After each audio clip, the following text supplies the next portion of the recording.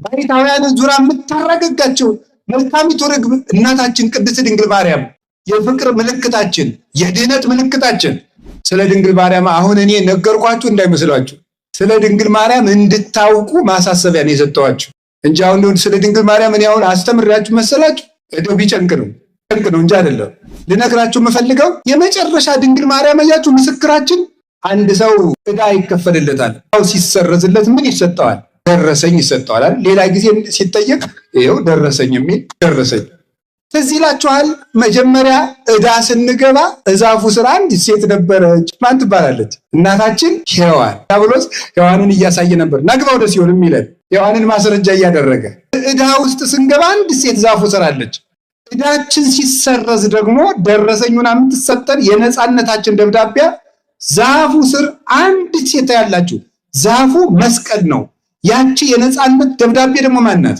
እመቤታችን። ስለ ድንግል ማርያም ድንቅ ድንቁ ነው የሚነገረውን ነገር መስማት የሚችል ጆሮ እንደምን ያለ ነው! መናገር የሚችል አንደበት እንደምን ያለ ነው! ማሰብ የሚችል ልቡናስ እንደምን ያለ ነው! የማይመረመር ምስጢር ነው። 3 ክንድ ከስንዝር ቁመት ይዛ ታዩዋታላችሁ። እንደገና ደግሞ መልሳ ሰማይና ምድር የማይወስኑትን አምላክ በማህፀኗ ወስናው በጀርባው አዝላው በክንዶቿ ታቅፋው ታገኙታላችሁ። ፍጹም የታተመች ዘላለማዊ ድንግል ናት። ነገር ግን ደግሞ አምላክን ጡት አጥብታ ስታሳድግ ታገኙታላችሁ። ረቂቅ ምስጢር ለድንግል ማርያም ተደረገ። መንክር ምስጢር ሀደረ ላይ ለኪ ያላት ለዚህ ነው። ድንቅ ተዋሕዶ ባንቺ ተደረገ። ድንቅ ምስጢር ባንቺ ተከናወነ። ይህን መናገር የሚችል የለም። ለማይመረመሩ ለመንፈስ ቅዱስ ግብር ተረክበት ጽንስተ መንፈስ ቅዱስ በመንፈስ ቅዱስ ጸንሳ ተገኘች የሚለውን የማቴዎስ ወንጌል ምዕራፍ 2 ቁጥር 18 ላይ ያለውን ሊቃውንት ሲተረጉሙት በግብረ መንፈስ ቅዱስ ይሉታል። በግብረ መንፈስ ቅዱስ ማለት መንፈስ ቅዱስ ስራው ረቂቅ እንደሆነ ግብሩ እንደማይመረመር በማይመረመር ምስጢር ማርያም ጸንሳ ተገኘች። በማይመረመረው መውለዷ ለማይመረመረው መንፈስ ቅዱስ ምልክት ናት። ድንግል ማርያም የእምነታችን ምልክት ናት። ደግሞ አማኝ ናት። ይገርማችኋል እኮ ስንት ትርጓሜ ተተርጉሞ ስንት ታምር ተደርጎ ክርስቶስ ከተወለደ 2018 ዓመት ሆኖት እስካሁን ድረስ ክርስቶስ አምላክ ሰው ሆነ፣ ሰው አምላክ ሆነ ሲባል እንቅልፉ የሚመጣ ስንት ሰው አለ የማይገባው። ድንግል ማርያም ገና ሳታይ እንደው ምኑን እንዴት ብላ እንዳመነችው አይገርማችሁ? አምላክ ያበላል፣ አምላክ ያጠጣል፣ አምላክ ያለብሳል፣ አምላክ ያድናል ይባላል እንጂ አምላክ ይወለዳል ሲሏት እንዴት አልጨነቃትም? አይገርማችሁ? እምነቷ እንዴት ትልቅ እንደሆነ። የድንግል ማርያምን ያህል አማኝ ልብ ተገኝቶ ያውቃል? የለም። የመጀመሪያ ያልከበዳት በእምነት ጉልበት የተቀበለችው እንዴት ሆኖ ነው እኔ ወንድ ሳላውቅም ወልደው በዚያውስ ላይ እኔ ፍጡር ፈጣሪ ይወልዳል እንዴት ሆኖ ነው አለችው። ለእግዚአብሔር የሚሳነው ነገር አለ ብለሽ ነው አለ። ኧረ እሱስ የሚሳነው የለም እሺ አለች። አሁን ዛሬ ሁሉ እኮ ነው ሞኙ እየመጣ አምላክ ይወለዳል፣ አምላክ ይጠጣል፣ አምላክ ይበላል፣ አምላክ ያንቀላፋል እያለ ለድንግል ማርያም ግን አልከበዳት። ተባረክ እግዚአብሔር አምላከ አበዊነ ቅዱሳን ዘሰበሃ ምህረቱ በላዕሌነ። ምህረቱንና ቸርነቱን ይቅርታውን በሕይወታችን ላይ ያጸናልን የአበው አምላክ እግዚአብሔር ስለ በጎ ቸርነቱ ሁሉ ስሙ የተመሰገነ ይሁን። የእናታችን የቅድስት ድንግል ማርያም የቅዱሳን መላእክት፣ የቅዱሳን ነቢያት፣ የቅዱሳን ሐዋርያት፣ የቅዱሳን ሰማዕታት፣ ጻድቃን ረድኤትና በረከት አይለየን። የተከበራችሁ አባቶቻችን ሊቃውንት፣ መምህራን፣ ካህናት አባቶች፣ የገዳማት የአድባራት አስተዳዳሪዎች፣ የቅድስት ቤተክርስቲያን የድህነት ማህበሯ የምትሆኑ ምዕመናን አንድ አምላክ በሚሆን በአብ በወልድ በመንፈስ ቅዱስ ስም እንዴት ዋላችሁ? እንደምን አመሻችሁ? ቸርነት ገንዘቡ የሆነ ፈጣሪያችን ለዚህ ቀን ስላደረሰን በምህረቱም ስለሰበሰበን ስሙ የተመሰገነ ይሁን። በመካከላችን ተገኝቶ እንዲያስተምረን ቅዱስ ፈቃዱ ይሁንልን። እንደ እግዚአብሔር ቅዱስ ፈቃድ የምንማማርበት የትምህርታችን ርዕስ ለዚህም ምስክሬ ማርያም ናት በሚል ርዕስ እንማማራለን። ከአሁን በፊት ያስተማሩት መምህር ሲያስተምሩ ስላልነበርኩ ካስተማሩት ግን ተምረናል በሉኝ። በሌላ ርዕስ ነው፣ እግዚአብሔር አውጥቶኛል ማለት ነው። እሺ እስኪ በሁላችሁ ለዚህም ምስክሬ ማርያም ናት በሉ። ድገሙ በሉ። ሶስተኛ በሉ። ለዚህም ምስክሬ ማርያም ናት። ሁል ጊዜ በዘወትር ጸሎታችን የምንጸልየው ጸሎት ነው። መጀመሪያ ጸሎት ስንጸልይ የምንናገረው ጸሎት ነውና ዲያብሎስን እክድሃለሁ በቅድስት ቤተክርስቲያኑ ፊት ሆኜ ዲያብሎስ ሆይ እክድሃለሁ፣ አንተን ለመካዴ ደግሞ ምስክሬ ማርያም ናት ብለን ነው ጸሎት የምንጀምረውና ይህንን ርዕስ እንድንማማር ብፁዕ አባታችን አቡነ አብርሃም ይህንን ጉባኤ ሲያዘጋጁ የጉባኤው መሪ ቃል ለዚህ ምስክሬ ማርያም ናት የሚል ነው። ስለዚህ ያንን መሰረት አድርገን ብፁዕ አባታችን እንዳዘጋጁት እግዚአብሔር እንደፈቀደ እንማማራለን ማለት ነው። እግዚአብሔር ከሁላችን ጋር ይሁን። እንግዲህ አአትብ ገጼ ወኩለንታዬ በትእምርተ መስቀል በስመ አብ ወወልድ ወመንፈስ ቅዱስ አሐዱ አምላክ እንዘ አአምን ወእትመሐፀን እክህደከ ሰይጣን በቅድመ ዛቲ እምነ ቅድስት ቤተክርስቲያን።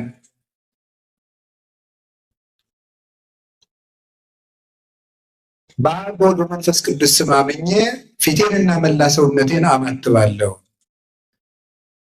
በቅድስት ቤተክርስቲያን ጸሎት እያመንኩና እየተማጸንኩ ሰይጣን ሆይ እክድሃለሁ፣ አንተን ለመካዴ ደግሞ ምስክሬ ማርያም ናት ብለን ጸሎት እንድንጀምር አበው በስርዓታቸው ስርዓተ ጸሎትን ከመጀመር በፊት ማንም ሰው የእግዚአብሔር ለመሆኑ ከዲያብሎስ ለመላቀቁ ድንግል ማርያምን ምስክር አድርጎ ለጸሎት እንዲቆም አባቶቻችን ስርዓት ሰርተውልናል። ለምንድን ነው ለዚህ ምስክሬ ማርያም ናት ብለን ጸሎት እንድንጀምር አባቶቻችን ያዘዙን? የመጀመሪያው አጭር እያደረግኩ ሐሳቤን ለወደ እናንተ ለማድረስ እንደ እግዚአብሔር ፈቃድ እሞክራለሁ። እመቤታችን ቅድስት ድንግል ማርያም ለኛ ለኦርቶዶክሳውያን ለክርስቲያኖች እውነተኛ ምልክትና ምስክራችን ናት። በእውነት ብፁዕ አባታችንም ድንቅ አደረጉ ይህንን ርዕስ መርጠው ጉባኤ ማዘጋጀታቸው። አንድ ኦርቶዶክሳዊ ክርስቲያን በሕይወቱ ዘመን ዲያብሎስ ለሚያቀርብበት ጥያቄም በዲያብሎስ ወንበዴ ፊት ሲያልፍ አውጥቶ የሚያሳየው የመንፈሳዊ የይለፍ ደብዳቤ ድንግል ማርያምን ማሳየቱ ነው። ድንግል ማርያምን ምልክቱ አድርጎ የሚያሳይ ሰው በእርግጥም የእግዚአብሔር መሆኑ በዚያ ይታወቃል። እና ኦርቶዶክስ በዘመኗ ሁሉ የቆመችበት አስተምህሮ ድንግል ማርያምን የነገረ እግዚአብሔርና የነገረ ክርስቶስ ትምህርት ምልክት አድርጋ ማቅረቧ ነው። እና ኦርቶዶክስ የቆመችው እዚህ ላይ ነው። ይህን ያሰብን እንድንኖር በዚህ ስም ራሱ ጉባኤ መዘጋጀቱ ድንቅ ነው። እመቤታችን የምን ምስክር ናት? አንደኛው እናታችን ቅድስት ድንግል ማርያም የእግዚአብሔር አብ ምስክር ናት። እመቤታችን የእግዚአብሔር አብ ምስክር፣ የእግዚአብሔር አብ ምስክር፣ እግዚአብሔር አብ፣ እግዚአብሔር ወልድ፣ እግዚአብሔር መንፈስ ቅዱስ አንድ እግዚአብሔር ብለን የምናምነው አምላክ ውእቱ አብ፣ አምላክ ውእቱ ወልድ፣ አምላክ ውእቱ መንፈስ ቅዱስ ወይትበሃሉ ሰለስተ አማልክተ አላ አሐዱ አምላክ ይላል ቅዱስ አትናቴዎስ ሲናገር በሃይማኖተ አበው። አብ አምላክ ነው፣ ወልድ አምላክ ነው፣ መንፈስ ቅዱስ አምላክ ነው። ሶስት አምላክ ግን ብለን አናምንም፣ አንድ አምላክ ነው። እነዚህ አብ፣ ወልድ፣ መንፈስ ቅዱስ ሶስቱ አካላት የተገለጡት በቅድስት ድንግል ማርያም ንጽህናና ቅድስና ምክንያት ከሶስቱ አካላት አንዱ አካል ከአባቱ እሪና ሳይለይ ከመንበረ መንግስቱ ሳይጎድል በባሕርይ ጌትነቱ እንደጸና ከቅድስት ድንግል ማርያም ሰው ሆኖ መገለጡ ነው አብ፣ ወልድ፣ መንፈስ ቅዱስን እንድናውቅ ይሆናል። በዚህ ምክንያት ነው እመቤታችን ወትሜህሮሙ ሰጊደ ለስሉስ ማህየዊ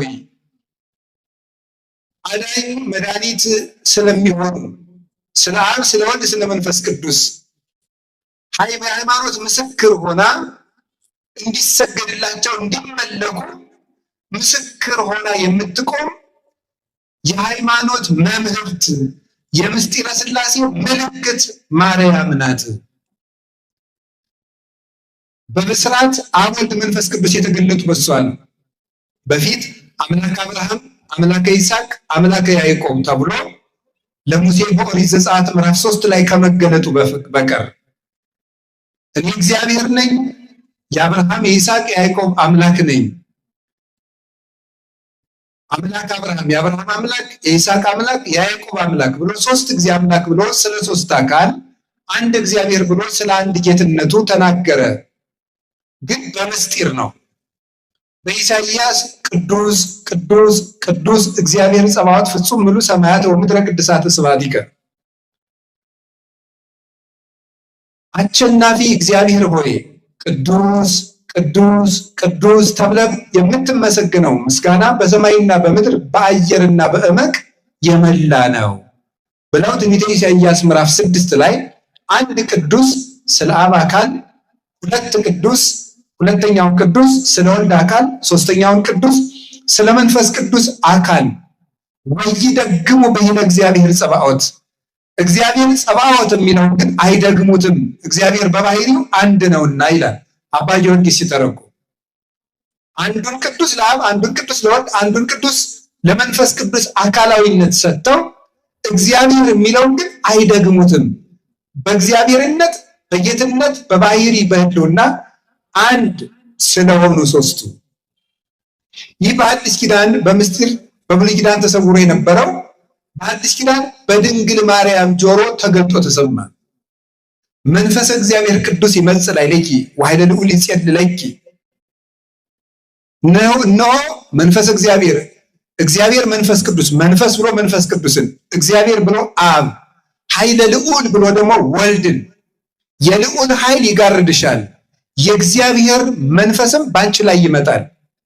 እግዚአብሔር የሚለው አብን፣ መንፈስ የሚለው ወልድ፣ የልዑል ኃይል የሚለው ደግሞ ወልድን እስመ ክርስቶስ ኃይለ እግዚአብሔር ውእቱ ይላል ቅዱስ ጳውሎስ አንደኛ ቆሮንቶስ ምዕራፍ 1 ላይ ክርስቶስ የእግዚአብሔር አብ ኃይል ነው ብሎ እንደተናገረ የልዑል ኃይል ያለው ወልድን ነው።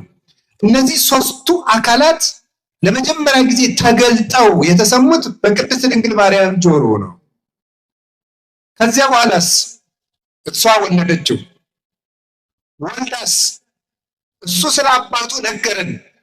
የዮሐንስ ወንጌል ምዕራፍ 1 ቁጥር 18 እንድትመለከቱት ለእግዚአብሔር ሳል ወዘርኢ ወግሙራ አላ ወልድ ዋሕድ ዘሃሎ ውስተ እጽናሁ ውእቱ ነገረነ። እግዚአብሔርን ያየው ማንም የለም፣ በአባቱ እቅፍ ማለት እሪና ጸንቶ የሚኖር አንድ ልጁ ስለ አባቱ ነገረን እንጂ ይላል። ማቴዎስ ወንጌል ምዕራፍ 11 ላይ ምን ሆኗል? አልቦ ዘየአምሮ ለወልድ ዘእንበለ አብ ወአልቦ ዘየአምሮ ለአብ ዘእንበለ ወልድ ወደ ዘፈቀደ ወልድ ይከስት ሎቱ። አብን ያለ ወልድ የሚያውቀው የለም፣ ወልድንም ከአብ በቀር የሚያውቀው የለም። ነገር ግን ወልድ ለፈቀደው ፈቃዱ ለወልድ ለቀናለት ወልድም ለፈቀደለት ሰው እሱ የአብ የወልድ የመንፈስ ቅዱስን ምስጢር ይገልጥለታል እንጂ ብሎ እንደነገረን አብን ስለ አብ ነገረን። አባቴ ላከኝ፣ አባቴ ላከኝ፣ አባቴ አከብርሃለሁ፣ አባቴ እያለ እያስተማረ ስለ አብ ነገረን። የት? ከድንግል ማርያም ተወልዶ። እፌኑ ለክሙ ጰራቅሊጦስ መንፈሰ ጽድቅ ዘይክል ዓለም ነጽሖቶ፣ ዓለም ገንዘብ ሊያደርገው የማይቻለውን የእውነት መንፈስ ጰራቅሊጦስን እልክላችኋለሁ ብሎ ዮሐንስ 14 ላይ ስለ መንፈስ ቅዱስ ደግሞ ነገረን። ከማን? ከድንግል ማርያም ተወልዶ። ድንግል ማርያም አብን ወልድን መንፈስ ቅዱስን እንድናውቅ መጽሔተ ሃይማኖት የሃይማኖት ምስክር ናት። አብ ወልድ መንፈስ ቅዱስን እንድናውቅ ከሷ በመወለዱ ማለት አልቦ ዘአእመሮሙ ለስሉስ ቅዱስ ዘእንበለ እምድኅረ ተሰገወ ወልድ ዋሕድ እምቅድስት እሙ። ተቀዳሚ ተከታይ የሌለው ወልድ ከድንግል ማርያም ከመወለዱ አስቀድሞ አብና መንፈስ ቅዱስን ወልድን ያወቃቸው ከቶ ማንም የለም ብሎ ቅዱስ ጎርጎርዮስ እንደነገረን አብ ወልድ መንፈስ ቅዱስ የሚል ስም ያወቅ ነው በአካላቸው የተገለጹልን ከድንግል ማርያም ወልድ ከተወለደ ወዲህ ነውና ድንግል ማርያም የሃይማኖታችን መነጽር የሃይማኖታችን መምህርት አባ ጊዮርጊስ ሲናገር ኦ ሰሌዳ መለኮት ይላታል። አንቺ የምስጢረ መለኮት ሰሌዳ ነሽ፣ ሃይማኖት የታወቀብሽ መሰረት ሃይማኖት ወድድ አሚን፣ የሃይማኖት መሰረትና ግድግዳ የእምነት ጣራና ግድግዳ አንቺ ነሽ ብሎ እንዳመሰግናት እመቤታችንን መሰረተ ሃይማኖት የምንልበት ምክንያት ሃይማኖትን ከሷ ወዲህ ተምረነዋል፣ ከሷ ወዲህ አውቀነዋል እና ነው። ከዚህ የተነሳ ነው ጌታ ራሱ ምን ብሏል? አነ ውእቱ ፍኖተ ጽድቅ ወሕይወት፣ እኔ እውነት ሕይወትና ጎዳና ነኝ። አልቦ ዘይክል መጺአ ኀበ አብ ዘእንበለ እንተ ኀቤየ፣ በእኔ በኩል ካልሆነ በስተቀር ወደ አብ መምጣት የሚችል የለም ይላል ዮሐንስ 14:6 ላይ። እኔ መንገድ ነኝ፣ በእኔ በኩል ካልሆነ ወደ አብ መምጣት የሚችል የለም ማለት እኔ ልጅ ነኝ ብዬ ባልገለጥና እኔ ባላስተምር አብን የሚያውቀው የለም፣ ወይም የኔን የባህሪ ልጅነት ሳያምን አብን የባህሪ አባት ነው ብሎ ማመን የሚቻለው የለም ብሎ እንደነገረን ስለ አባቱ ነገረን። የሃይማኖት ልብ ሰጠን፣ የመንፈስ ቅዱስን ሕልውና አስተማረን። ክርስቶስ ከድንግል ማርያም ተወልዶ ሃይማኖትን የምንሸከምበትን ልብ ሰጥቶን አረገ። አንደኛ ዮሐንስ ምዕራፍ 5:20 ላይ እንደነገረን ምን ብሎ ነው ያስተማረን? ቅዱስ ዮሐንስ በመልእክቱ ነአምር ከመ መጽአ ወልደ እግዚአብሔር ወወሀበነ ልበ ከመ ናእምሮ ለእግዚአብሔር በጽድቅ ወሀለውነ በአሚን በወልደ እግዚአብሔር ዘውቱ እግዚአብሔር ዘበአማን። የእግዚአብሔር ልጅ እንደመጣ ስጋ ለብሶ እንደመጣ እግዚአብሔርን የምናውቅ ዘንድ ልብ እንደሰጠን እናውቃለን። እውነተኛ በሆነው በእግዚአብሔር ልጅ በማመን እስከ ዛሬ ድረስ ጸንተን እንኖራለን። እርሱም እውነተኛ የባህሪ አምላክ ነው ይላል። ስለዚህ ይሄን ልብ የሰጠን ከማን? ከድንግል ማርያም ተወልዶ። እግዚአብሔርን ከድንግል ማርያም በፊት አባቶች አምልከውታል፣ አውቀውታል፣ ሰግደውለታል፣ መስዋዕት ሰውተውለታል፣ ፊት ለፊት አነጋግረውታል፣ በአምደ ደመና ተነግሯቸዋል። ሊረዱት ግን አልተቻላቸውም። ሙሴን ይዘህ ተናገረው በአምደ ደመና ሪክዎ ወስኢንኩ ጠይቆቶ፣ በደመናም የተነጋገረው ሙሴ ራሱ እግዚአብሔርን አየሁት ግን አልተረዳሁትም አለ ይላል። ሌሎችም ነቢያት እየጠቀሰ ቅዱስ ያሬድ እንዲህ ይላል። ዮሐንስም ያጠመቀው እንዲህ አለ፣ አየሁት አልተረዳሁትም አለ። ከድንግል ማርያም ግን ተገልጦ ተረዳን፣ ታወቅ ነው እንደ መጠናችን። እሷም ቢሆን በእርግጥ የባህሪ ጌትነቱን አትረዳም። ሰው ሊያውቀው የሚገባውን ግን የመጨረሻውን እውቀት ከእግዚአብሔር ለሰው የተሰጠውን የመጨረሻውን እሷ ታውቃለች። ባህሪውን ግን ራሱ ያውቃል። ለዚህ ነው ማርያም እኔን ተጾረቶ በከርሳ እመቤታ በማኅፀኗ የወሰነችው ድንግል ማርያምም አየሁት ግን አላወቅኩትም አለች። ነገር ግን ከመዘይ ሰዲ ነጥበጠል ሙስተቀላይ ብዙ ከሰፊ ውቅያኖስ ሄዶ ጠብታ ውሃ ለጥሙ ያህል እንደሚጠጣ ሰው ለሃይማኖት ያክል የምናውቀውን የእግዚአብሔርን እውቀት ያወቅነው ከድንግል ማርያም ወዲህ ነው። ስለዚህ ድንግል ማርያም የእምነታችን ምስክር ናት። ምስጢረ ሥላሴ እንድናውቅ ምልክት ሆናናለች። ለአካላት ሰጥተን ስንናገር ግን የአብ ምስክር ናት። አባ ጊዮርጊስ እንዲህ ብሎ ይናገራል። ልደት ቀዳማዊ ታውቀ በዳህራዊ ልደት፣ ፊተኛው ልደቱ በኋለኛው ልደት ታወቀ ይላል። ከአብ የተወለደውን ልደት ከድንግል ማርያም በተወለደው ልደት አወቅ ነው። ሊቁ ሲናገር መልሶ ለዳህራዊ ልደቱ አመንከሮ ወደ ቀዳማዊ ልደቱ አመስጠሮ፣ የኋለኛውን ልደቱን ድንቅ አደረገው፣ ቀዳማዊ ልደቱን ደግሞ ስውር አደረገው፣ አረቀቀው፣ ልቡና እንዳይደርስበት አደረገው ይላል።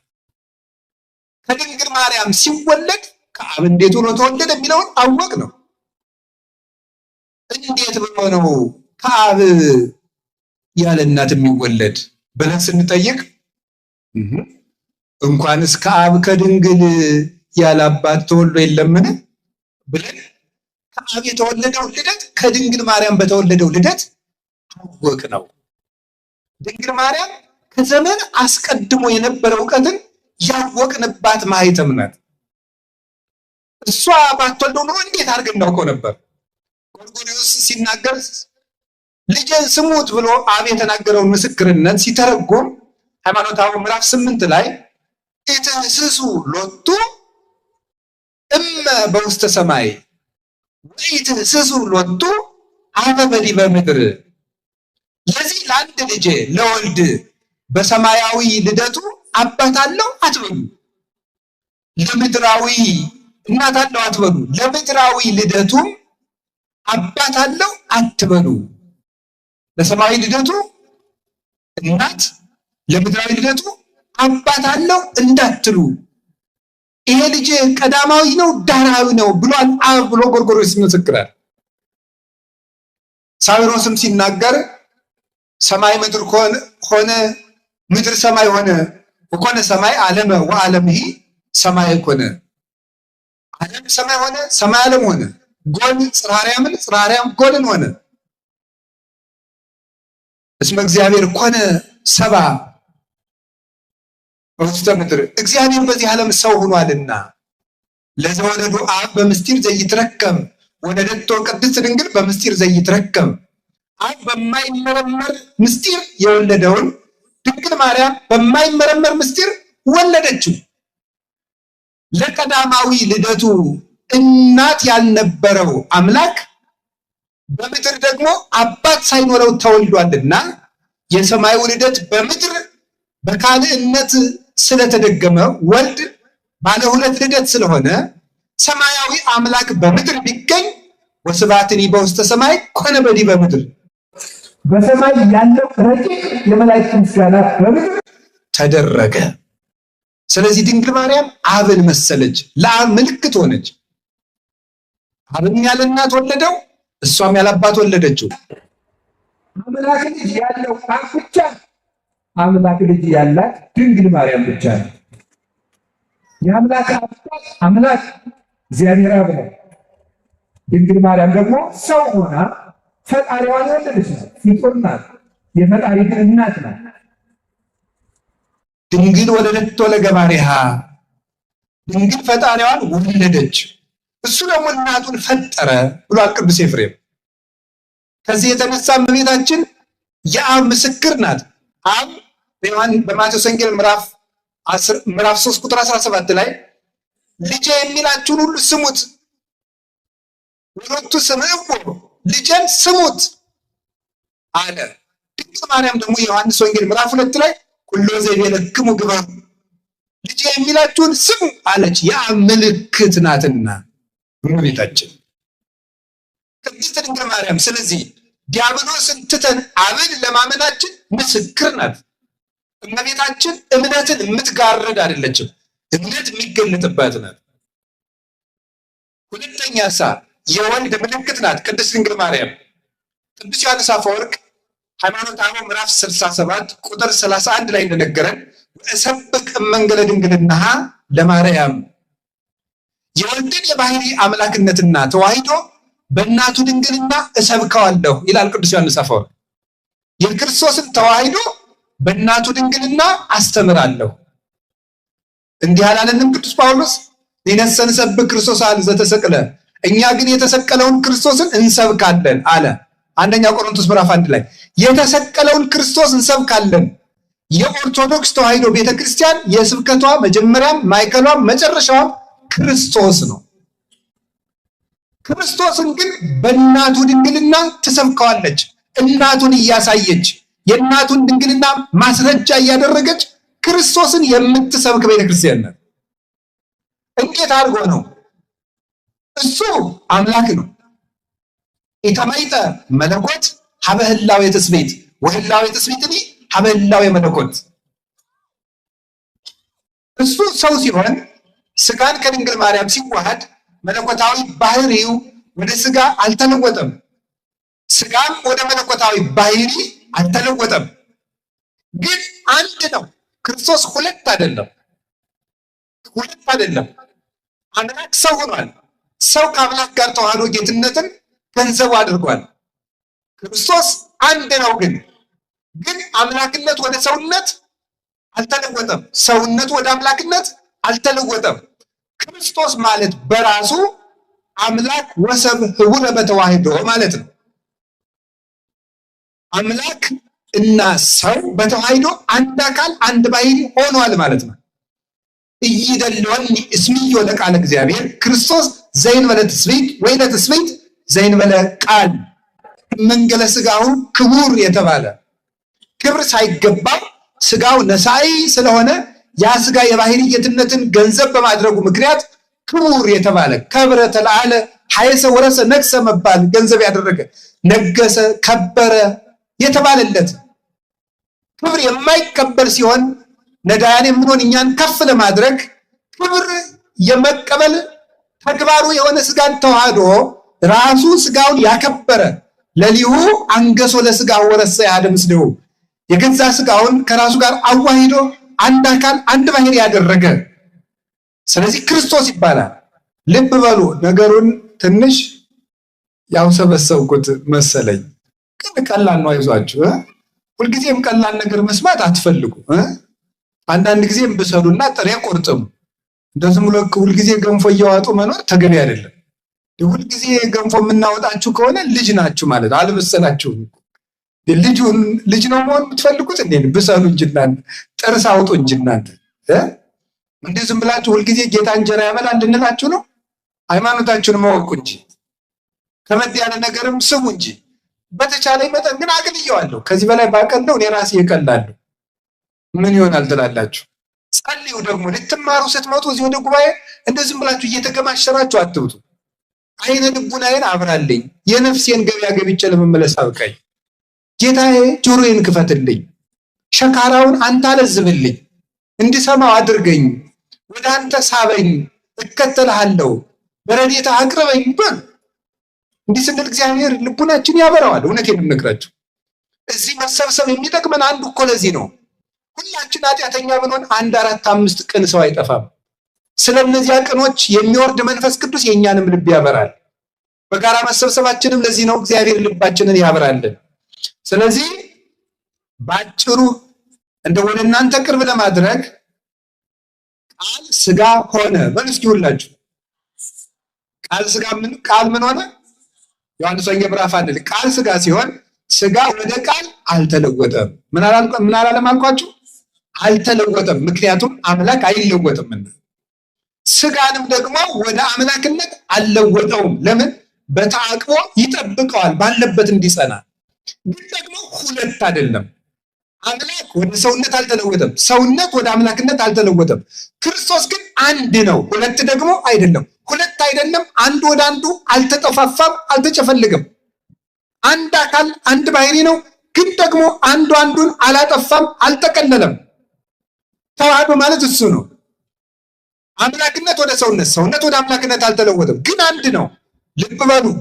ድንግል ማርያም እሳ እናት ስትሆን ድንግልና አልቀረባትም።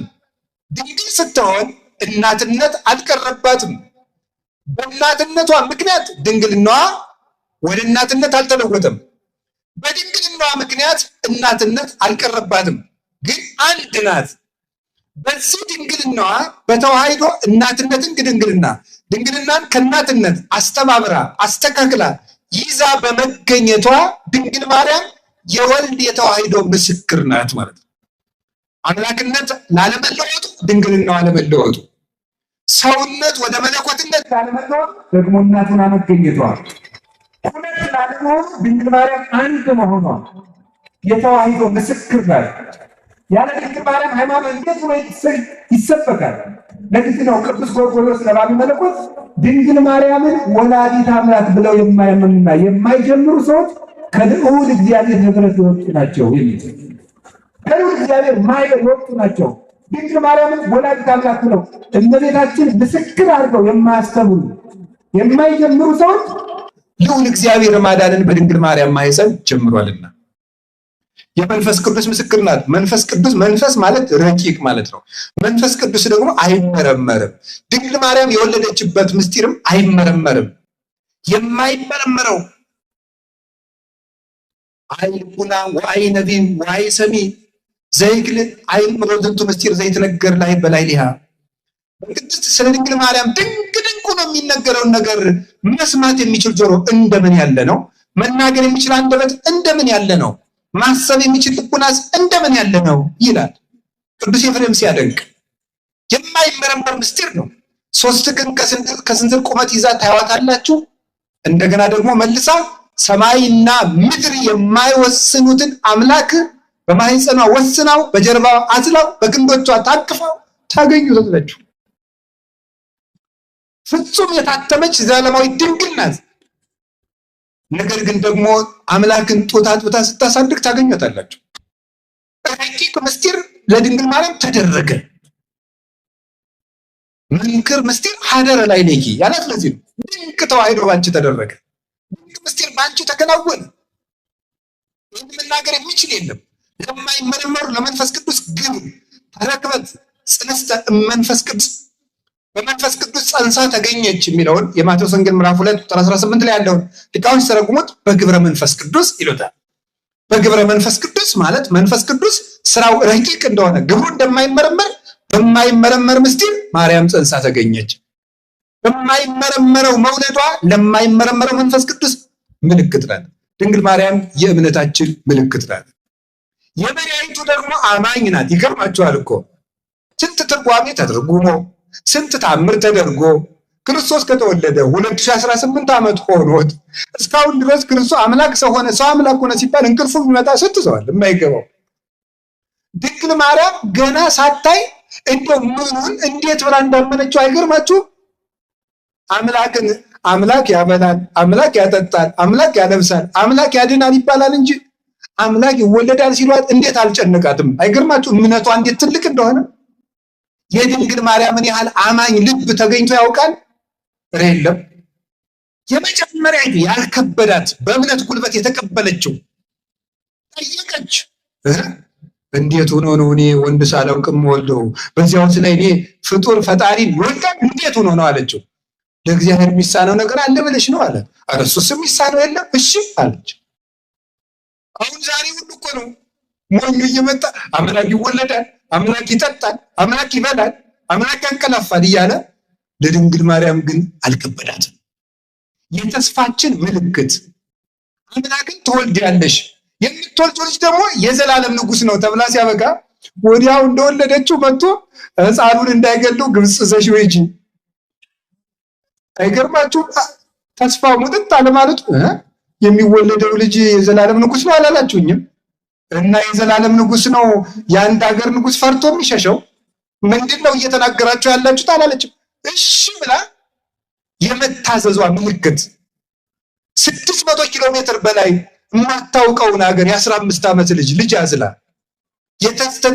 የተሰደደች የተስፋ ምልክት፣ የእምነት ምልክት፣ የፍቅር ምልክት፣ የመታዘዝ ምልክት፣ የብሕትውና ምልክት መቅደስ ገብታ ዞር ያላለችው 40 ዓመት አይናቸው 50 ዓመት 40 ዓመት አይናቸውን ዘወር ብለው ላላዩት ባሕታውያን ምልክት እንድትሆን ርግብ እንተ ትኄጉ ጾሙ ለባሕታውያን ያለው ሊቁ ለዚህ ነው ያላት። ባሕታውያንን ዙራ የምታረጋጋቸው መልካሚቱ ርግብ እናታችን ቅድስት ድንግል ማርያም የፍቅር ምልክታችን፣ የድህነት ምልክታችን። ከዚህ ናቸዋል። የመጨረሻውን ላሳጥረው ብዙ መርሃ ግብር ስለሚኖር ከዚህ በኋላ ስለ ድንግል ማርያም አሁን እኔ ነገርኳችሁ እንዳይመስላችሁ። ስለ ድንግል ማርያም እንድታውቁ ማሳሰቢያ ነው የሰጠኋችሁ እንጂ አሁን ስለ ድንግል ማርያም እኔ አሁን አስተምራችሁ መሰላችሁ? እንደው ቢጨንቅ ነው እንጂ አይደለም። ልነግራችሁ የምፈልገው የመጨረሻ ድንግል ማርያም እያችሁ ምስክራችን። አንድ ሰው ዕዳ ይከፈልለታል። ዕዳው ሲሰረዝለት ምን ይሰጠዋል? ደረሰኝ ይሰጠዋል አይደል? ሌላ ጊዜ ሲጠየቅ ይኸው ደረሰኝ የሚል ደረሰኝ። ትዝ ይላችኋል? መጀመሪያ ዕዳ ስንገባ እዛፉ ስር አንዲት ሴት ነበረች። ማን ትባላለች? እናታችን ሔዋን። ዕዳ ስንገባ አንድ ሴት ነበረች። ዲያብሎስ ሔዋንን እያሳየ ነበር ናግባ ወደ ሲኦል የሚለን ሔዋንን ማስረጃ እያደረገ። ዕዳ ውስጥ ስንገባ አንድ ሴት ዛፉ ስር አለች። ዕዳችን ሲሰረዝ ደግሞ ደረሰኙን የምትሰጠን የነፃነታችን ደብዳቤ ዛፉ ስር አንድ ሴት ያላችሁ። ዛፉ መስቀል ነው። ያቺ የነፃነት ደብዳቤ ደግሞ ማናት? እመቤታችን ናት። ዮሐንስ ወንጌል ምዕራፍ 19 ቁጥር 26 ላይ መድኃኒታችን ኢየሱስ ክርስቶስ በእኛ ላይ የነበረውን ያንን ወደምሰሰ መጽሐፈ ዕዳነ እንዳለ ቅዱስ ጳውሎስ የዕዳ ደብዳቤያችን በደሙ ቀዶ ኃጢአታችንን ሰርዞ መተላለፋችን ሁሉ እሱ ቤዛ ሆኖ የድነት በርን ከፍቶልን ሩጫውን አሳይቶን ሲፈጽም ይሄው እንግዲህ እርግማናችሁን አጠፋውላችሁ፣ ዕዳችሁን ሰረዝኩላችሁ፣ የገነት በር ተከፈተ፣ አርአያ ሆንኳችሁ፣ በኩር ሆንኳችሁ፣ የምህረት በር ሰጠዋችሁ። ለዚህ ደግሞ ምልክት የምትሆናችሁ ምስክራችሁ ይሄው እናታችሁ። ዮሐንስ ወንጌል ምዕራፍ 19 ቁጥር 26 ላይ እናታችን ድንግል ማርያምን ምስክር አድርጎ የነፃነታችን ምልክት አድርጎ ሰጠን። እመቤታችንን እናት አድርጎ የሰጠን አምላክ ክብር ምስጋና ይግባው። እንደው ሰው እመቤታችን አታስፈልገኝም ድንግል ማርያም አልልም የሚል ሰው እንደው የነፃነት ደብዳቤ አልፈልግም፣ እግዚአብሔርን ማወቅ አልፈልግም፣ መረዳትም አልፈልግም የሚል የደነደነ ልብ ያለው ሰው። እኛ ግን አባቶቻችን እንዳስተማሩን ዲያብሎስን ለመካዳችን በመስቀሉ ነፃ ስንወጣ ዲያብሎስን ደምስሶ ክርስቶስ ከመስቀሉ ስር ዲያብሎስን የደመሰሰው በመስቀሉ ነው። ዓርብ ዲያብሎስን ቀጥቅጦ ከዲያብሎስ ነፃ ወጣችሁ፣ ለዚህ ምስክርና ይቻት እናቴ ብሎ እንደሰጠን ዛሬ ቀራንዮ ቤተክርስቲያን ናትና ቤተክርስቲያን ፊት ዲያብሎስን ክደን የክርስቶስ ወገን ለመሆናችን ምስክራችን ማርያም ናት። አሁንም እመቤታችን ምስክር አድርገን ለዲያብሎስ ድንግል ማርያምን እያሳየነው አይኑ እየታወረ መንግስቱን እንድንወርስ የመድኃኔዓለም ረድኤቱና ቸርነቱ አይለየን። በዚህ ስም ጉባኤ ስለተዘጋጀም እጅግ ደስተኛ ነኝ። ብፁዕ አባታችንም እጅግ ድንቅ አደረጉ።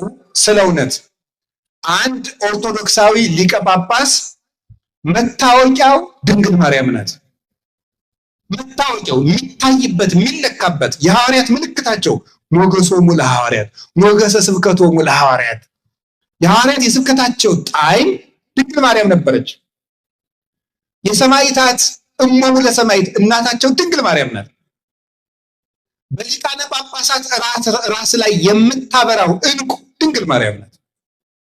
ብርሃኑ ደግሞ ልጇ ነው። አንድ ሊቀ ጳጳስ ምልክት አድርጎ የሚወጣው ለሊቀ ጳጳስ ሰይፍ የለው፣ ሰራዊት የለው፣ ጋሻ ጃግሬ የለው፣ ዱላ የለው፣ ሀብት የለው፣ ብር የለው። አንድ ሊቀ ጳጳስ ለልጆቹ የሚያሳየው ጋሻና ምልክት ድንግል ማርያም ናት። እኔ ምስክሬ ማርያም ናት ማለት ይሄ ነው። ይሄንን የብፁዕ አባታችን የአቡነ አብርሃም የግብር አባታቸው ቅዱስ ቄርሎስ የሁላችን አባት በ431 ዓመተ ምህረት ዓለም አቀፍ ጉባኤ በኤፌሶን ተዘጋጅቶ ነበረ። ኤፌሶን የሚባል ቦታ ላይ ተዘጋጅቶ ነበረ። እዚያ ተዘጋጅቶ ሳለ ግሪክ ውስጥ ማለት ነው ዛሬ ኤፌሶን ጉባኤ ተዘጋጅቶ ሳለ ንስጥሮስ የሚባለው ከሃዲ ድንግል ማርያምን ወላዲተ አምላክነቷን የካደው ከሃዲ ቄርሎስን ለመከራከር ሲመጣ ይዞ የመጣው 50 ወታደሮችን ነው። ይገርማቸዋል። ቅዱስ ቄርሎስሳ ምን ይዞ እንደሄደ ታውቃላችሁ? ወደ ጉባኤው ወላዲተ አምላክ የሚል ታፔላ የያዙ 50 ጳጳሳት ነው ይዞ ሄደው። ወላዲተ አምላክ ዓለም አቀፍ የቅዱስ ቄርሎስ መታወቂያ ስም ነው። የቦታውን ስም እየተናገረ ነው። ይህ ስም እየተናገረ ወላዲተ አምላክ የሚል ጽሑፍ አጽፎ፣ እንደዛሬው ኮምፒውተር የለ፣ በብራና አጽፎ ጳጳሳቱ ያንን ዘርግተው ይዘው ወላዲተ አምላክ እያሉ ነበር ኤፌሶን የደረሱት። የቄርሎስ ምስክሩ የነገረ ክርስቶስ እንዲያውም እኮ the father of Christology ነው የሚባለው። ቅዱስ ቄርሎስ ወይም the doctor of Christology ይባላል። የነገረ ክርስቶስ አባት ነው የሚባለው። ክርስቶስን እንደ ቄርሎስ አድርጎ የሰበከ የለም። እንደ ቄርሎስ ክርስቶስን የሞተለት ያመሰጠረው ተዋህዶን የገለጠ የለም። ምልክቱ ግን ድንግል ማርያም ነበረች። መታወቂያው ወላዲተ አምላክ፣ መታወቂያው ወላዲተ አምላክ ነበር። ድንግል ማርያምን ወላዲተ አምላክ እያለ ክርስቶስን ሰበከው። በየትኛውም የሊቅ ትምህርት ብታነቡ የቤተ ክርስቲያን ትምህርት ብላችሁ ብታነቡ በአማርኛም በግዕዝም በእንግሊዘኛም የቅዱስ ቄርሎስ መጽሐፍት አሉ። ፈልጋችሁ ብታነቧቸው እንደ ቅዱስ ቄርሎስ አድርጎ ነገረ ክርስቶስን የሰበከ የለም። ግን ድንግል ማርያምን ምልክት እያደረገ ነበር ያስተማረው። እና እኔ እውነቴን ነው፣ ይሄ ጉባኤ የተዘጋጀው የቅድስት ጽርሐ ጽዮን ገዳምን ፕሮጀክት ለመፈጸም ነው። በዚህ ፕሮጀክት ስም ግን ለዚህ ምስክሬ ማርያም ናት የሚለው ጉባኤ መዘጋጀቱ የኦርቶዶክሳውያን መታወቂያ የሚሆን ጉባኤ ነው። እንዲህ ያለ ጉባኤ እስካሁን መዘጋጀትም ነበረበት። እንግዲህ መዘጋጀት ያለበት ወደፊቱም መቀጠል ያለበት ነው። መታወቂያችን ድንግል ማርያም ናት። ይሄ የምናፍርበት አይደለም። ክርስቶስን ያየነው በድንግል ማርያም ነው። አይተነዋል፣ አየነው፣ ዳሰስነው። ወንድማችን ሆነ፣ አባታችን ሆነ፣ ስጋችን ለበሰ። እኛ በተመላለስንበት ምድር ተመላለሰ፣ እኛን መሰለን። የራቀንን አምላክ ቀርበን እንድንዳስሰው ያደረገችን እመቤታችን። ለዚህ ምስክራችን ማርያም ናት። ለመንፈሳዊ ሕይወት ሁሉ ምልክት የድንግል ማርያም ሕይወት ነው። ስለዚህ ብፁዕ አባታችን ድንቅ አደረጉልን። ዘመናቸውን ያርዝምልን። እመቤታችንን መታወቂያ እንድናደርግ ከእሷ ጋር እንድንዋሃድ በእሷ እግዚአብሔር እንድናገኝ መልእክት ያለው ነው። ስራ ስሩልኝ፣ ህንፃውን ፈጽሙልኝ ብቻ ሳይሆን ልጆች መታወቂያችሁ ድንግል ማርያም ናት፣ ምስክራችን እመቤታችን ናት፣ የመዳናችን ምልክት ናት የሚል መልእክት ያለው ጉባኤ ነው። ቤተክርስቲያኑም ደግሞ ጽርሐ ጽዮን እመቤታችን ናት።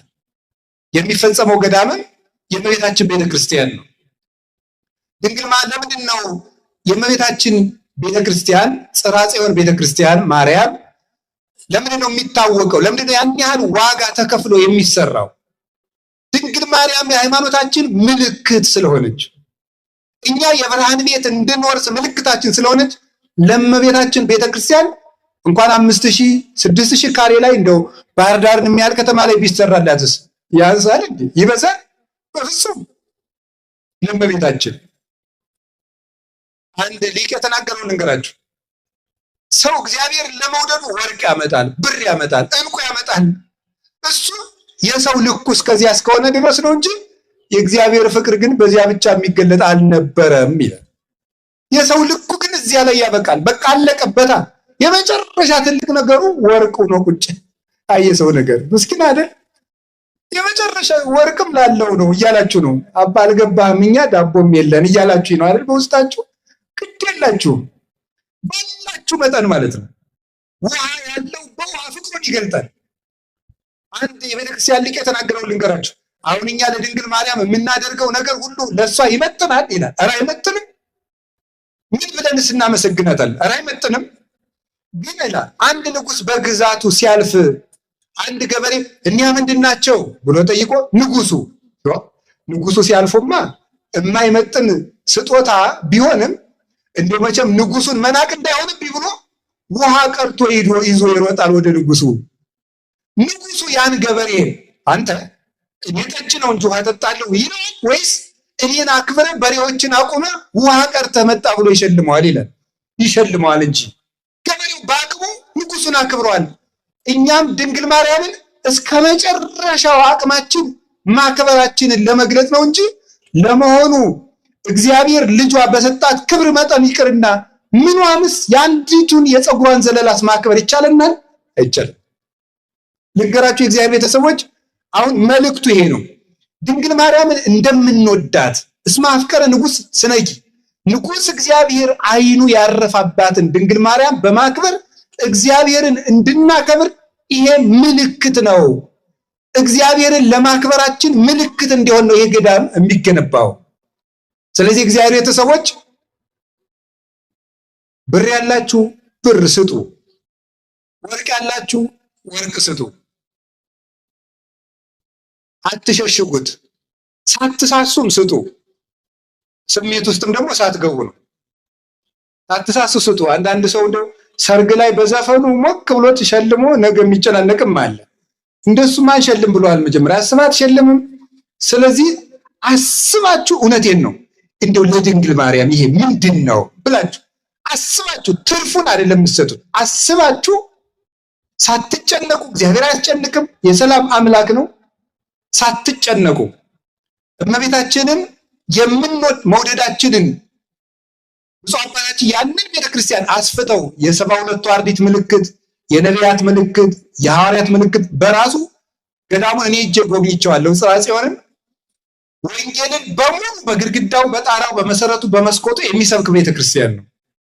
ያንን በማድረግ እግዚአብሔርን እንደምንወደው ጌታዬን እንደምወደው እናቱን የሚያከብር ቤተክርስቲያን ሰርቼ ሩጫዬን እጨርሻለሁ ብለው አባታችን እንደጀመሩት ብፁዕ አባታችን እኛም አብረን በመሳተፍ እግዚአብሔርን እንደምንወደው ድንግል ማርያምን ምስክር አድርገን እንገልጣለን። ጉልበት ያላችሁ በጉልበታችሁ፣ ጸሎት ያላችሁ ደግሞ ለጳጳስም ይጸለያል። ብፁዕ አባታችንን አስፈጽማቸው እርዳቸው ብላችሁ አንድ አሁን ዝማት ቢሆን ድገሙ። ውሃ ያላችሁ ውሃ ቅዱ፣ ሳትለግሙ ስጡ። ከለገማችሁ ደግሞ በሕክምና ታወጡታላችሁ። እውነቴን ነው የምነግራችሁ። እያላችሁ ከለገባችሁ ይኸውላችሁ ኩላሊታችሁ ፌል ያደርግና ተከፍሉታላችሁ ማለት ነው። ፌል ሳያደርግ እንግዲህ ስጡና ጠብቁት፣ እንዳይወድቅ ጠባቂ አኑሩ። ሲጀመር እግዚአብሔር ቸግሮት ይመስላችኋል? ወይ ሰው የፈጠረ አምላክ ከር ሲቀበል አይገርማችሁ? አይገርማችሁ? እንደው እግዚአብሔርስ ለብፁዕ አባታችን ጵጵስና ከመስጠት በላይ ሳንቲም እንዲቸግራቸው የሚያደርግ ይመስላችኋል? ጵጵስና እኮ ትልቅ ነገር ነው። እንኳን ጵጵስና ዲቁና ትልቅ ነገር ነው። ጵጵስና ሳይሳሳ ሰጥቷቸው ሲያበቃ እንደው የድንጋይ መግዣ ብር ያሰጣቸዋል። ድንጋይ እኮ ነው የሚገዛ ብር በቁም ነገር አለ። ድንጋይ ነው የሚገዛ። ግን ለምን እንደሆነ ታውቃላችሁ? እኛስ በምን ክብር ይቅርብን? አብረን ከእሳቸው ጋር ድንግል ማርያምን መውደድ ጌታችንን ማክበር ነው። ስለዚህ የእግዚአብሔር ቤተሰቦች ካላችሁ ነገር ፍቅራችሁን በመግለጽ ስጦታ እግዚአብሔርን ለእግዚአብሔር ልባችን መስጠታችንን ምልክት ነው። ያን ለማድረግ የሚቻላችሁን ሁሉ አድርጉ። ትልቅ ነገር ነው። እኔ በበኩሌ እግዚአብሔር በሚያውቀው በሕይወቴ ዘመን ሁሉ ያው ታውቃላችሁ መምህር ሰባኪ ህንፃ ሲሰራ አይወድም። መጀመሪያ ሰው ቢሰበክ ህንፃ ከሚሰራ ነው ምንድን እኔ እንደዚህ ያለ ግን ደስ ያለኝ ብፁዕ አባታችን ሰው መስራትም ስላቀዱ ነው እንጂ ህንፃ ብቻ ቢሆን እኔም ቢሆን አልመጣም ነበር። እዚህ ሰው ለመስራትም አቅደዋል። ለምሳሌ ባህር ዳር ባሉ አድባራት በሙሉ ያቋቋም መምህራን ተመድበው መዝሙር ያስጠናሉ ለሰንበት ተማሪዎች። ይሄ የተደረገ እዚህ ሀገረ ስብከት ብቻ ነው እኔ ባየሁት ማለት ነው። በእያንዳንዱ ደብር ያቋቋም መምህር ተቀጥሯል። አንደኛ ለፍተው የተማሩ ሊቃውንተ ቤተክርስቲያን የት ላስተምር ከሚሉ ወንበር ቢያዝባቸው እንኳን ሰንበት ተማሪዎችን አስጠንተው እነሱም ቢሆን የዕለት ቆሎ ያገኛችሁ መጽሐፍ መደኮሻ ያገኛሉ። ከዚያሳ ደግሞ ጥጋጡ ልጆች ደግሞ በሜዳ ያገኙትን እንደው እንደዚያ የሆነ ነገር እየቃረሙ ከሚያጠኑ የቤተ ክርስቲያናቸውን መዓዛ እንዲይዙ ለሰንበት ተማሪ አስቦ ያቋቋም መምህር መቅጠር ቀላል ነው ይመስላችሁ? ይህንም ስላየው ነው። ቀጥሎስ በቀጣይ ደግሞ እኔ ባለፈው ፕሮጀክቱን ስጎበኝ አባታችን ብፁዕ አባታችን ሲናገሩ ሰምቻለሁ። ለእያንዳንዱ ሰንበት ትምህርት ቤት የመጽሐፍ መምህር እንደሚመደብ ሲናገሩ ሰምቻለሁ። በኋላም ብፁዕ አባታችን ያረጋግጡላቸዋል። ስለዚህ ለነፍሳችንም እያሰቡ ነፍሳችንም እየሰሩልን ነው እንጂ ዝም ብሎ ህንፃ መገንባት ቢሆን ኖሮ እኔም ቢሆን እዚህ እጄን አልከትም። እግዚአብሔር በሚያውቀው ማለት ነው። ሰው የሚሰራ ሀገረ ስብከት ላይ እንጨት ድንጋዩ የሚሰራ ሰፍቶ ይቀደስ፣ ሰፍቶ እንማር፣ ሰፍቶ እንጸልይ። እንደው ሰው ደግሞ በእርግጥ አሁን ችግር ነው፣ የመከራ ወቅት ነው። በዚህ ዘመን ብር ይለመናልም ይባላል። ሰው ግን መስከሩን አልተውም ሳያየው ነው። እንደው እግዚአብሔር የሚያውቀው ጃሙኑ ምንድን ነው የሚባለው? ተጽፎ ነው ያየው። እኔ ማምላክን አላውቀውም። ምን ይቻላል? ምን አውስ ነው የምትሉት? አሁን እሱ ተዘግቷል። እስቲ ያችን ዝጓት። አይ ችግር ነው ደም እየፈሰሰ ነው ብላችሁ ዝጓት። እሷ ያቺ ስትሆን አትሉም። ኧረ ተው ደም እየፈሰሰ ጃምባው ሲዘጋ የሚል የለም። ኧረ ተው እንዲህ የሆነ ግን እንዲያው ነው የሚል ዝም ብሎ እንዲያው እናቶች እንዲያው። ስለዚህ አሁን የምነግራችሁ ስሩ። የሚሰራ ስራ ሲመጣ የሚሰራ አባት ይጠፋል። ስራ ሲገኝ ስራም አባትም ሲገኝ ግን አብሮ መቆም አሁን ነው። አብሮ መቆም አሁን የሰራነው ለነገ ታሪክ ነው። ባላችን ሙሉ አብሬያችሁ ስራ፣ ልጆች አብራችሁኝ ቁሙ። ሲሰሩም መንቀፍ፣ ሳይሰሩም መንቀፍ፣ ሁለቱ ምን ይሆናል? ስለዚህ አሁን በቀጣይ ትልቅ ቤተ መጻሕፍት ተገንብቶ ወጣቶች ከሱስ ይልቅ የሚያነቡበት ቤተ መጻሕፍት የሚገነባበት የህፃናት ማሰልጠኛ ኖሮ ህፃናት በኦርቶዶክሳዊነት እየተቀረጹ የሚያድጉበት ሀገረ ስብከት እንዲሆን የታቀደም ስለሆነ ሰው እየሰሩ ህንፃ መስራት ኦርቶዶክሳዊነት ነውና እመቤታችን ቅድስት ድንግል ማርያምን ምልክት አድርገን በመላው ዓለም የምትገኙ ሁሉ አብራችሁ እንድትቆሙ እላለሁ። በዚያው አንድ ሐሳብ ለመጨመር እኔ በበኩሌ አሁን ፕሮጀክት ቀርጬ እየተንቀሳቀስኩ ነው። በጉባኤ ቤታችን ስም ሆስፒታል ለመስራት እየተንቀሳቀስን ነው። ብር እየለመን ነው። 1 ብርም 2 ብርም 3 ብርም ማለት ነው። ግን ይህ የዚህ ሀገረ ስብከት ፕሮጀክትም የአንዲት ቤተክርስቲያን ሆስፒታሉም የቤተክርስቲያን ፕሮጀክት ስለሆነ ፕሮጀክቱ የጋራችን መሆኑን ለማጠየቅ ከለመናት ብር እንኳን መንካት አልችልም። ገና የፕሮጀክት ሂሳብ ማወራረድ ስላልተጀመረ ከተማሪዎች ቀለብ ተማክረን 100 ሺህ ብር እኛም ላቅማችን እንታዘዛለን። ፕሮጀክቱ የኛ ነው። ምዕመናን ለቀለብ ከሰጡን ነው እግዚአብሔር በሚያውቀው። የፕሮጀክቱን ብር መንካት አንችልም። ራሱ ጠቅላይ ቤተ ክህነት ባዘዘን የሂሳብ ማወራረጃ ተወራርዶ ኦዲት የሚደረግ ራሱን የቻለ ይሄ ለቀለብ ከተሰጠችን ነው። ብፁዕ አባታችን እኔና እዚያ ያሉ ደቀ መዛሙርት ልጆቹ መሆናችንን እንዲያውቁልን ብቻ ያውቁናል። ምዕመናንም ቤተክርስቲያን አንድ መሆኗ እንድታውቁ ብቻ ነው። ለዚህ ምስክሬ ማርያም ናት። እግዚአብሔር ይስጥልኝ። ወስብሐት ለእግዚአብሔር።